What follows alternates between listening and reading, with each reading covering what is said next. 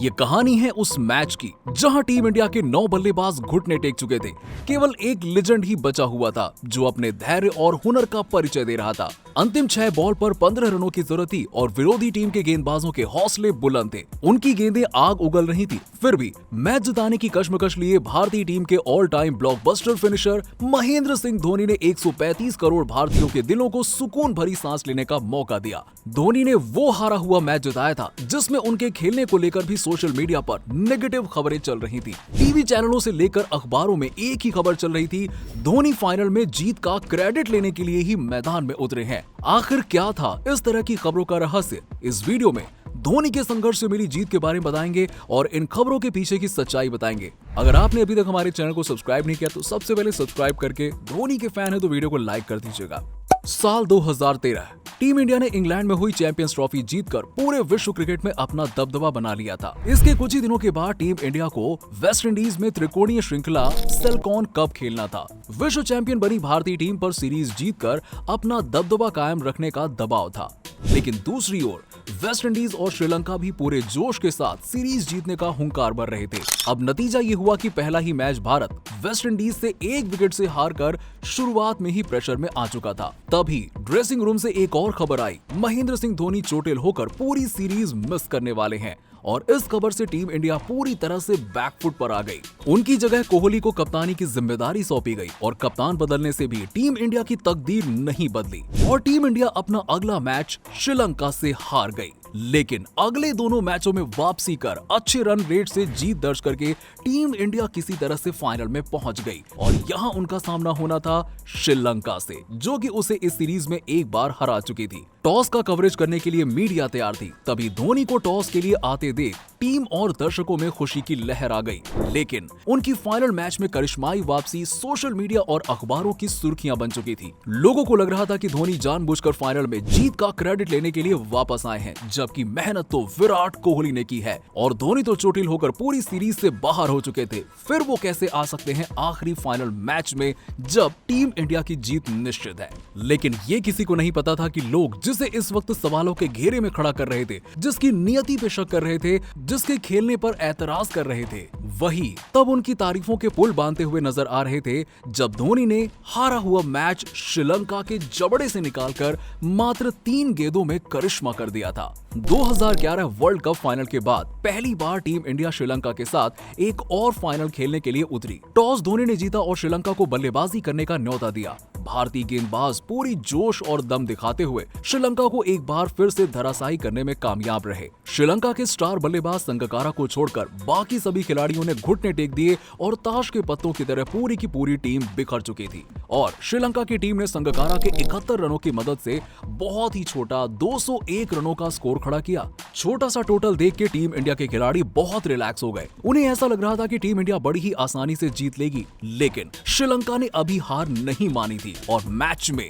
असली ट्विस्ट तो आना अभी बाकी था, क्योंकि आज जो इस मैदान की पिच थी वो बल्लेबाजों को नहीं बल्कि गेंदबाजों को सपोर्ट कर रही थी और भारतीय बल्लेबाजों के लिए बल्लेबाजी करना बहुत ही मुश्किल होने वाला था। इंडिया की ओर से ओपनिंग करने आए रोहित और धवन, जो कि चैंपियंस ट्रॉफी में अपना जलवा दुनिया के सामने पेश कर चुके थे, लेकिन शुरुआती चौके खाने के बाद श्रीलंका ने जल्द ही 23 रन के स्कोर पर धवन को चलता कर दिया। अगले 4 रन बने ही थे कि टीम के उपकप्तान, जो कि इस सीरीज में शतक लगाकर बेहतरीन फॉर्म में थे, वो भी आउट होकर वापस पवेलियन जा चुके थे। शुरुआती झटकों से टीम इंडिया दबाव में आ चुकी थी। रोहित और दिनेश कार्तिक ने मिलकर 50 रनों की साझेदारी कर टीम को प्रेशर से बाहर निकाला और 77 के स्कोर पर 22 रन बनाकर कार्तिक भी श्रीलंका के शिकार बन गए। अब यहां से रोहित ने सुरेश रैना के साथ मिलकर पारी को संभाला और जीत के करीब ले जाने की कोशिश करने लगे और अपना अर्धशतक भी पूरा कर लिया। लेकिन मैच में दूसरा ट्विस्ट तब आया जब 139 के स्कोर पर रोहित शर्मा क्लीन बोल्ड हो गए। अब यहां से टीम इंडिया के टॉप ऑर्डर के 4 बल्लेबाज वापस जा चुके थे। यहां से जीतने के लिए 113 गेंदों में मात्र 63 रनों की जरूरत थी, जो कि बहुत ही आसानी से बन सकते थे, लेकिन पिच पर उछाल और टर्न को देखते हुए बल्लेबाजी करना आसान नहीं था। मैदान में करिश्माई कप्तान धोनी की एंट्री हो चुकी थी, लेकिन श्रीलंकाई गेंदबाजों को पिच से जबरदस्त मदद मिल रही थी, जिसकी वजह से वो भारतीय बल्लेबाजों पर दबाव बनाकर वापसी कर चुके थे। धोनी के आने के बाद मात्र 12 रनों के अंदर ही सुरेश रैना और जडेजा दोनों पवेलियन जा चुके थे आउट होकर। श्रीलंकाई टीम ने पूरी तरह से दबदबा बना लिया था।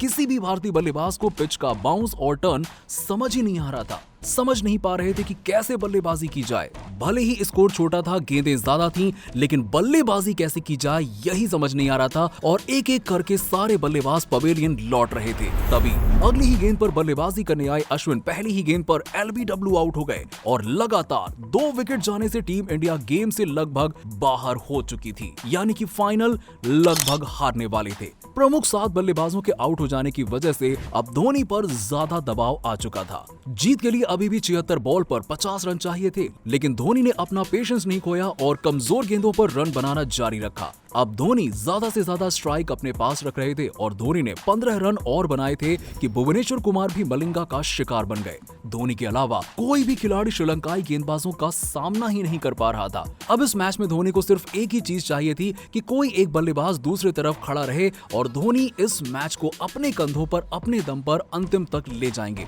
लेकिन अफसोस कि दूसरी तरफ कोई खड़ा होने को तैयार ही नहीं था और ओवर लगातार खत्म होते जा रहे थे, लेकिन रन ज्यादा नहीं बन पा रहे थे। अब इंडिया के पास मात्र 2 विकेट बचे हुए थे और धोनी स्ट्राइक पर थे। 8 विकेट खोने के बाद विनय कुमार ने थोड़ी देर धोनी का साथ देने की कोशिश की और एक बड़ा हिट लगाने के चलते 182 के स्कोर पर वो भी अपना विकेट आसानी से दे बैठे। अब यहां से अंतिम जोड़ी मैदान पर थी और धोनी ने अब सिंगल रन लेना छोड़ दिया था और अंत तक स्ट्राइक अपने पास ही रखना शुरू कर दिया। दुनिया के नंबर 1 फिनिशर पर आज एक बार फिर से खुद को साबित करने का प्रेशर और मौका दोनों ही था। अपने एक्सपीरियंस का बखूबी प्रदर्शन करते हुए धोनी ने गेम को अंतिम ओवर तक पहुंचा दिया। अब 6 गेंदों में 15 रन बनाने थे, जबकि सिंगल और डबल बिल्कुल नहीं ले सकते थे क्योंकि चांस ही नहीं था। अब सिर्फ और सिर्फ बाउंड्री मारकर ही रन बनाना था और यही यहां से सबसे बड़ा चैलेंज था। धोनी अगर मैदान में है तो दबाव गेंदबाज पर होना लाजमी था। इस दबाव भरे ओवर में तय होना था कि असली किंग कौन है, धोनी या श्रीलंका। केवल 1 विकेट गिरा और इंडिया मैच गंवा सकता था, लेकिन शांत स्वभाव और तेज दिमाग धोनी को धोनी बनाता है। पहली गेंद डॉट हो जाने के बाद भी धोनी कूल और शांत ही दिखे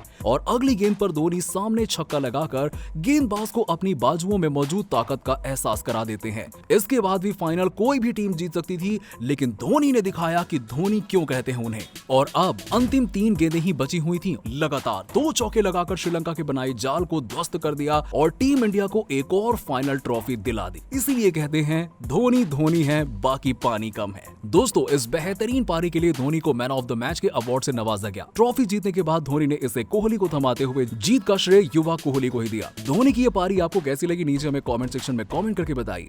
या ऐसे ही किसी भी और खिलाड़ी की कौन सी बेहतरीन पारी का आप एक्सप्लेनेशन देखना चाहते हैं या फिर धोनी की ही कौन सी पारी का एक्सप्लेनेशन देखना चाहते हैं, नीचे हमें कमेंट सेक्शन में कमेंट करके जरूर बताइए। हम उसका भी एक्सप्लेनेशन आपके लिए लेकर आएंगे। मिलते हैं आपसे अगली ऐसी ही और कहानी के साथ। तब तक के लिए नमस्कार।